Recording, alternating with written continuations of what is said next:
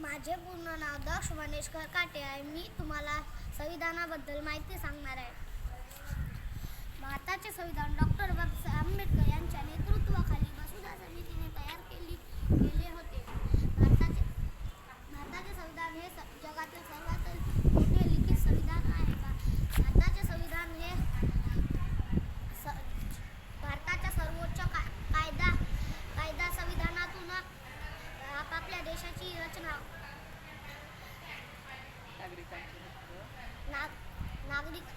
कार्यपद्धती नागरिकांचे हक्क आणि कर्तव्य यांचे